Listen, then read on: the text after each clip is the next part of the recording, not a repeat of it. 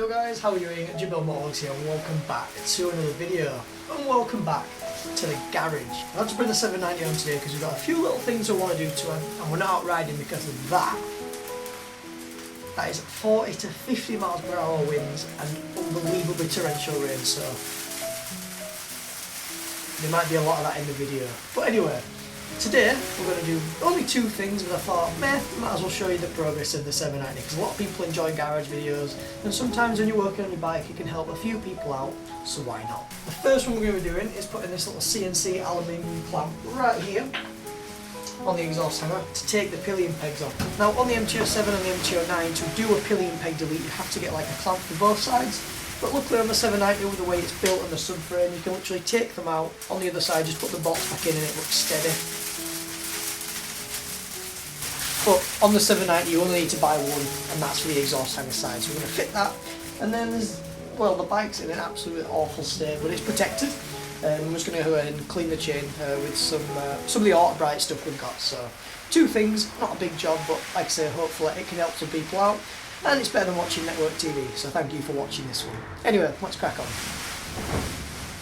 So this is it, this is all it is. A little CNC machine part, I think it's aluminium, got it off eBay but looks to be built quite well. And basically all it does is take this pillion peg off around the Akapovic and slots right in there to give it more of a cleaner look. So hopefully in summer when we've got the pillion peg delete, the barrier mirrors that we have on, and then a nice tail tidy, we can get this thing really looking sharp and hopefully get it, you know, how I envision it. Because anybody that's seen the 790 prototype, the scalpel, will understand how much of a disappointment this thing was when it come out compared to the actual prototype. So we'll try to get it as close to that as we can.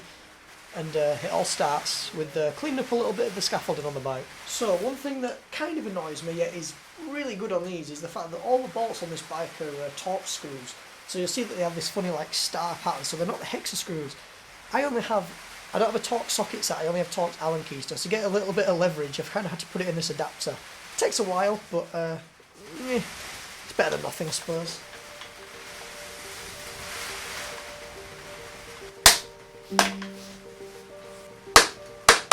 Oh, I got that tight. There, I've cracked it now. I don't think the owner before this actually did anything to this bike, if I'm honest with you. Because it's got 4,500 miles on it and literally half of the bolts still have their Loctite. To everybody cringing at home, don't worry, that's just sound of a bolt that's been Loctited in that hasn't been undone for a very long time. And on this one you got a little 13mm bolt knot there. And cracking it don't become the hardest thing in the world.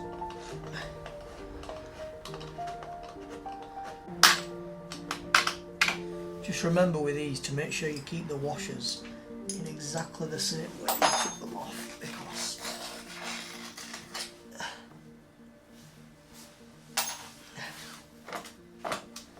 well, if I'm honest with you, that were a ball ache. I couldn't get that off.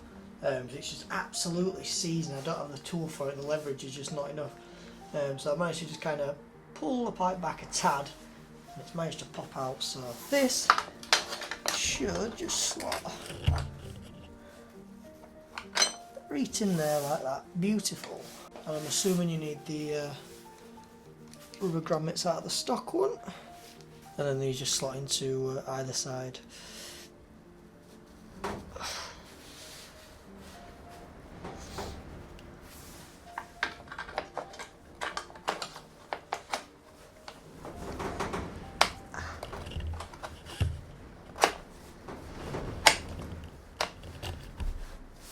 And now it's just a case of returning the bolts back in there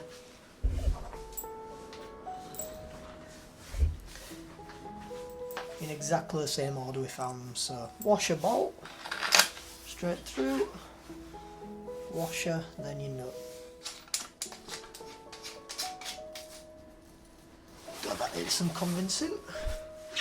Right, just before we tighten that down, I want to put these other bolts in just to make sure that we do have a snug fit. Because what's the point in going all the way to the trouble of popping them in and then it not actually fitting? But that one's found its thread. So is that one, so we know it's in the right spot. That looks a whole lot cleaner already. Now, I don't know if there's any torque settings on these, but my usual rule of thumb, and I've never had any problem on bikes, is unless it's a major component like a swing arm pivot, front axle, triple clamps, usually I just go as finger tight as I can get it, and then a little bit of a push.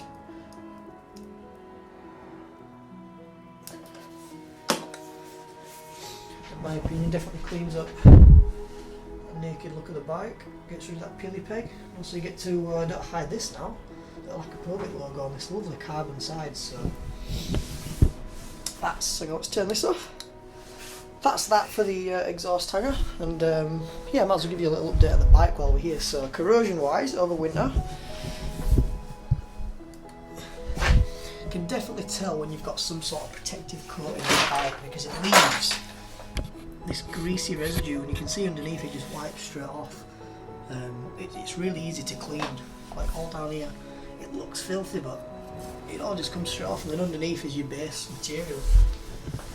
So areas that haven't applied any sort of anti-rust coating are near the brakes. So here on the brake calipers, these are really going rusty, but I've had a look at these on eBay.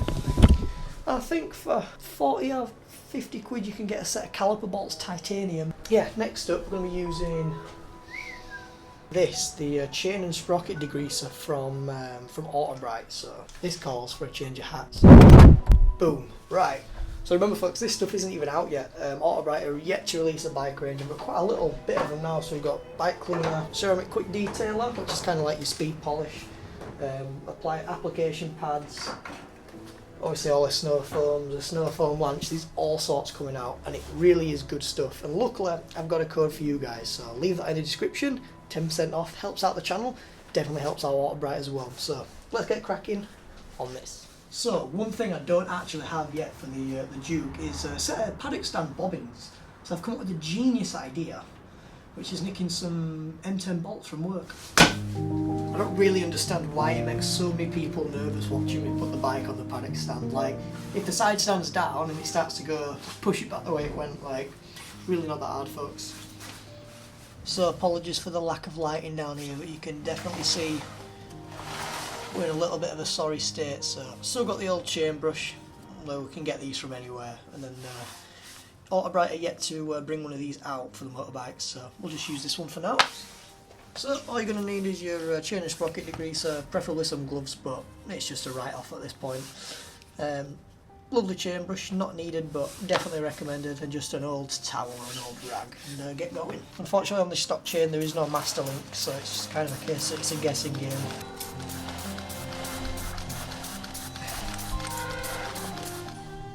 And the one thing that gets annoys me with chains watching people clean them is that they always neglect the back side of the chain, because they don't see it, you don't clean it. Right, let's see how much of a transformation this bad boy can give us. Start with that front facing side.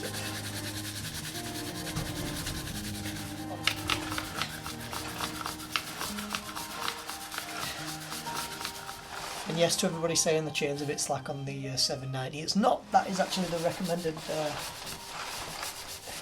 chain slack on it. It's same with the 1290, it just looks a bit loose. Then everybody wondering what these bristles are for.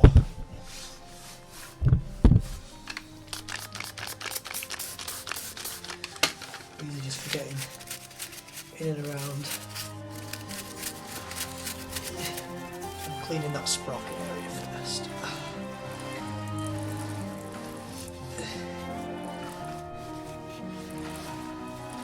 It doesn't have to be perfect, folks. In winter it is really just going to get mashed up again.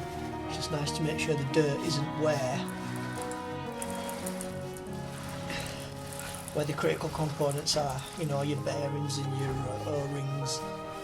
That's where you don't want the dirt to get trapped. Again, Autobrite yet to release some lube for the motorcycle, so I'm just going to use one I grabbed from work. I take quite a lot of stuff from work, so it's good stuff. So folks, that's pretty much it for like a little midwinter sort of fettle, I'd say. I mean, if you're ever doing like winter commuting and stuff, your chain, your brakes, and some of the stuff that get overlooked is definitely wiping headlights, license plate, indicator, screen, all them kind of stuff. that keep you seen and visible. People definitely forget to clean and stuff. So hope you enjoyed it, guys. I know it's been a bit of a strange video, but it is what it is. Unfortunately for me, I've got to get on it and take her back home because, well, we can't keep her here anymore, can we? So wish me luck outside in that. Yeah, as I mentioned as well, auto brighten, all the details down below in the description. I've got a cheeky discount code for you. So as I mentioned, if you do want to help out the channel, that would be fantastic. So apart from that, stay safe, ride safe, wish me luck. See you in the next one, boys and girls. Peace.